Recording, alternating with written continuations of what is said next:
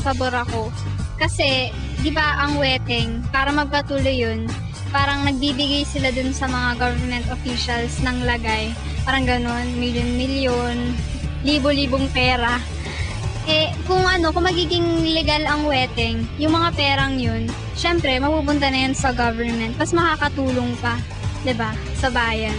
For me, hindi. Kasi ang weteng, sama-sama yun eh, di ba? Sugal ang weteng, tsaka, ang weteng, kahit gawing pabor, hindi din naman masyadong makakatulong kasi puro minsan may pandaraya din daw yun eh. Oo. Kasi kung hindi gagawin legal yung weteng, maraming mawawalan trabaho. Yung mga,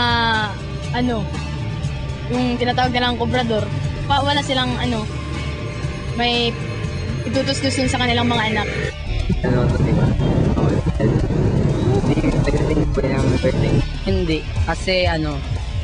kasi sugal nga yun.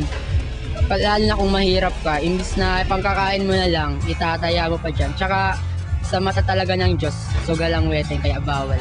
Oo, pabor akong gawing illegal ang weteng kasi tulad nga ng kasabihan, if you can't beat them, join them. Para naman din makinabang ang gobyerno, hindi lang yung mga kubrador o yung mga weteng lords. Dahil ito ay illegal nga, may mga tao lamang o kukunti lamang o lihim lang na tawang naikinabang dito. So para sa akin, kailangan itong gawing legal para naman makatulong sa ating bansa. For me, hindi na kasi diyan na nakulong si Erap diyan nagtanggal sa pagka-presidente.